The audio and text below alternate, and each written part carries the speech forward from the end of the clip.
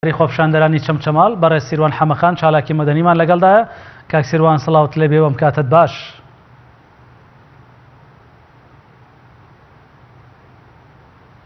کاتتان باش هەموو کاتێکتان باش.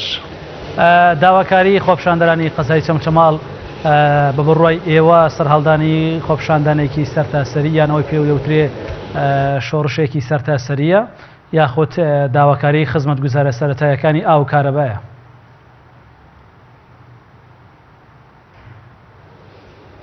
بەڵێ دەستان خۆش بێ، زۆر سپاس بۆ گرنگیدانتان بەم ڕووماڵە. دیارە ئەو کێشە و گیرروگرفتانەی کەوا لە سنووری قەزای چەمچەماڵە هەیە بە دەرنیە لەو کێشە و گیرروگرفتانەی کەوا لە سەرجەم قەزا و ناحیەکانی تری هەرێمی کوردستانە هەیە.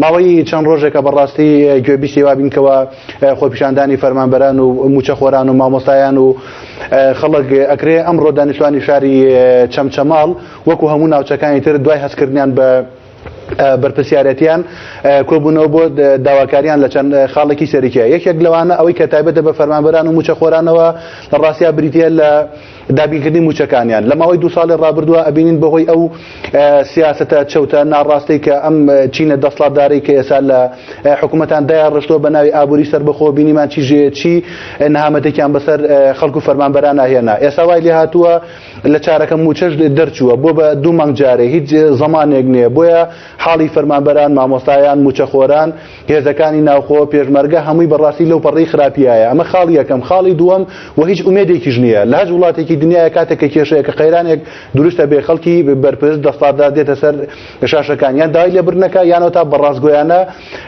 شتەکان بە خەڵک گەڵێ کە ئێمە توانامان نییە. ئەمە بەشێکی تریشیان پەیوەندی بە ژیانی ڕۆژانەی خەڵکەوەی کە بریتێ لە دابینکردنی پێداوی چێسەرەکیەکان. ئێستا ئێمە لە وەرزی زستانین. بەڕاستی یانی ئێمە چی ڕوایەتێکی تایە کەسێک لە بەیانی سەعات 6 بەیانی هەتاوەکو سەعات 6 ئێوارە تەنها یەک کاتژمێر کارەبای پێ ڕەوانە بینێت. لە کاتێکە مەڵبەندی بەرهەمهێنانی وەرزی کارەبا لە کوردستانە لەم سنوورەی ئێمەیە. پاشان دابینکردنی ئاوی خواردنەوە، پاشان بژێوی خەڵکە. بەهۆی ئەم قەیرانەدارەی ئەبینی تەواوی ژیانی خەڵک، تەواوی جونگەکانی کۆمەلگا هەمووی بەرەو وەستان ڕۆشتووە. و لە دوای ئەو ڕووداوەکانی 16 ئۆکتۆبەریشەوە جاریکە ناومێدی کە بەڕاستی باڵی بەسەر ئەو خەڵکەیە کێشاوە. بۆیە زۆر گرنگە حکوومەت جێگرەکەی ئەوانی کە لە دەسەڵاتان پەرلەمان جێگرەکەی ئەندامانی پەرلەمان بەڕاستی بێنە ناو خەڵکەوە. ئەبوایە ئێستا داوایان لە خەڵک بکردایە کە هاوکاریان بکە، ئەبوایە تەکلیفیان لە جامیعەکان بکردایە کە ڕێشوێنی پێویست بگرنەبەر. بەداخەوە ئێمە هەنێ جار گوێبیستی وابین کە ئەم برادەرانە لە باتیوی کێشەکان چارەسەرکەن، ڕۆژێک لە بەرلینن، ڕۆژێک لە فەڕەنسا، ڕۆژێک لە هەر وڵاتێکیکەن. بەڕاستی چارەسەری کێشەکانی ئێمە لەو شوێنانەیە نییە. چارەسەری کێشەکانی ئێمە لە ناوخۆی خۆمانایە. هەرچی زووە چ لە ناوخۆی ئاشتەوایەکی سیاسی دروست بکرێت، چ لەگەڵ بەغدایە گفتوگوۆی دروستکرێت بۆی جۆرێک لە هیوا ئیطمینان بدرێت بە خەڵک. بەڕاستی بەم شێوازە ژیانی خەڵک ببرێ بەڕێوە. ئەبینین وا دامودەگاکان وردەوەرە بەرەو ئحباطێکی تەواوەتی ئەڕوان، ژیانیتیان نەماوە، داوامیتیان ناکرێت. باوکێک بێنە پێشتای خۆت کە پارەی پێنەوێ بیدا بە مناڵەکەی. ئەمە چۆن داوامکردنێکە؟ مامۆستایەک من بە ناوی سیانیەوە لە بەردەستما هەیە 10 مامۆستا لە خوێندنگەیەکان نەیانتوانێت بڕی تەنها 4000 دینار کۆ بکەنەوە. بەڕاستی بەم شێوازە تۆزێک قورسە تاوەکو ئێستا خەڵک لە ماوەی 2 ساڵی ڕابردووە هێناوێتی، بەڵام لە ئێستا بەدواوە خەڵک بەڕاستی لە تەحملیان نەماوە. زۆر باشە کاک سیروان، دەبینین کە لە سەروبەندی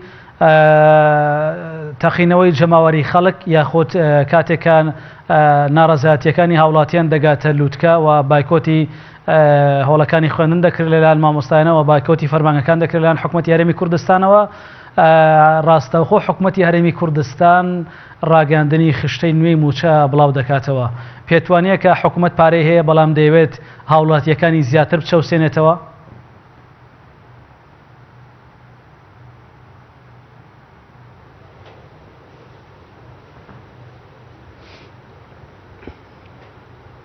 بەڵێ ئەوەی لە پرسیارەکە تێگەشت و لە بڕگەکانی کۆتایە گوایە حکوومەت لە توانای هەبیان دەسڵاتیە. بەڕاستی کاتێک ئێمە سەیری ژیانی ڕۆژانەی بەرپرسەکانەکەین، سەیری قافڵی ئۆتۆمبیلەکانیانەکەین، سەیری ژیان و گوزەرانیانەکەین، سەیری سەفەر و گەشتەکانیانەکەین، سەیری قات و پۆشاک و جلو بەرگەکانیانەکەین. بەڕاستی ئاسەواری نەبوونە لە ڕاستیان لەمانە نابینین. ئێمە کاتێک ئەڵێن کێشەی کارەبامانەیە، کام بەرپرسی ئەم وڵاتە ڕۆژانە کارەبای نییە. ئێمە ئەڵێن کێشەی گیرفان و پارە و قوتمانەیە، کام بەرپرسی ئەم وڵاتە کێشەی پارە و قوتی هەیە. لە ڕاستیە ئێمە پێمان وایە ئەگەر ڕاستگۆ بن لەگەڵ خەڵکە ئەوانی کەوا خۆیان ئەڵێن لە ژێرزەمینەکانە هەیە بیهێنە دەرەوەی ژێرزەمینەکان باوەڕم وایە ژیانی خەڵک بەرەو باشترە ڕوا و ئەگەر نیشانە و ژیانیان وەکو ئێمە وایە باوەکو ساڵی 91 من باوەڕی قەناعەتم تەواوەتیم وایە وەکو ساڵی 91 خەڵک ئەو کاتە بێکێدانە هیچ شتێک داوام و شتێکی خۆیەکە بەڵام لەوە دڵنیا بێتەوە کەوا بالفعل بەرپرسەکانیشمان هیچ شتێکیان نییە بەڵام لە ژیانی ڕۆژانەیانە وەکو وتم نە لە ئاوی خواردنەوەیانەوە نە لە کارەبایانەوە نە لە سەفرە و گەشت و چوونە دەرەوەیانەوە هیچ شتێکیان وەکو ئەو خەڵکە نییە بۆیە خەڵکی بەڕاستی مافی خۆیەتی لە وڵاتێکا بژی سەر زەویەکەی ژێر زەویەکەی ئاسمانەکەی هەمووی ناس و نیعمەت بێت و بەڕاستی داهاتەکەی بۆ خەڵکیش نەبێ ئەمە بەڕاستی پرسیارێکی زۆر گەورەیە ئێمە لە سەردەمانێکە ڕۆژانە حکومەتیاران 500 بۆ 600,000 بەرمیلەوتی ئەفرۆزین لە چارەکە موچێکێدا ئێستا ماوەتەوە بە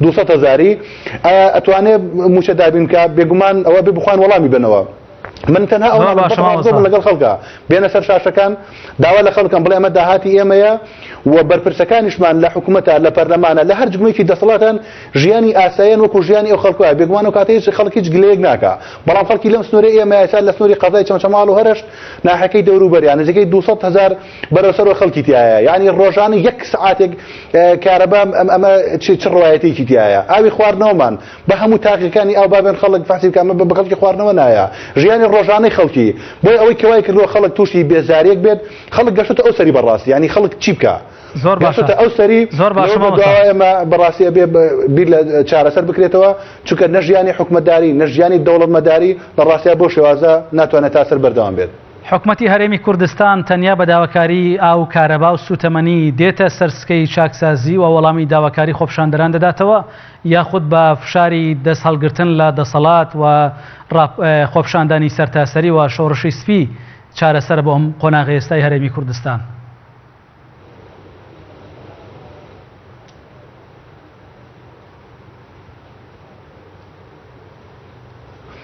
بەڵێ ناچارە بیداتەوە ئەبێ بیداتەوە ئێمە لە هەرێمی کوردستانە 5 حیزبی شەریکیمانەیە کە زۆربەی کورسەکانی پەرلەمانی بەدەستێناوە سەرۆکی حکومەت و جێگرەکەی کاتێمانە پاڵپشتی نێودەوڵەتیشان وەرگرتووە ئێستا ئەمە بەڕاستی زاراوەکە ئەگەر تەندروست بێت یعنی وەکو نامی دڵداری لێهاتوە لە بینی دوو لایەنە ئەگۆڕێتەوە ئەگەر سەرۆکی حکومەت و جێگرەکەی لایەنی دەسەڵاتدار کە ئێستا با بڵێن پارتی دیموکراتی کوردستان لە جونگە هەسیارەکانی دەسەڵاتایە کاتێک کە هەستەکە کێشەیەکێ لەگەڵ بزوتنەوەی گۆڕانە لەگەڵ کۆمەڵی ئیسلامیە لەگەڵ یەکێتی نیشتیمانیە لەگەڵ هێز و لایەنەکانی کە ئەگەر ئەمانە بالفعل ئەیانەوێت چارەسەری کێشەکان بکەن ئەبێ لەسەر مێزێکی گفتوگۆ دابنیشن هەتا بەکۆ ئەم کێشەی چارەسەر نەکرێ هەڵەسێ کاتێک تۆ ئەبینی ئەم پەیام لە تەلەڤیزیۆنێکەوە نێرێ ئەو پەیام لە فەیسبووکێکەوە نێرێ و ئەو پەیام لە تویتەرێکەوە ئەمینێ لە ڕاستی ئەمە بە هیچ شێوازێک چارەسەری دۆخەکە ناکە ئەبێ لێرانەیە ئێمە دەستە جەمعیەک دروست بکرێت لە نێوان لایەنەکانە ئاشتەوایەکی سیاسی دروست بکرێ پێش ئێمە پەنا بۆ هیچ وڵاتێک بەرین بۆ هیچ لە هێز و لایەنێکی دەرەکی بەرین لەبەرەوەی هیچ کەسێک دڵسۆزی ئێمە نییە جگەل لە خۆمان نەبێ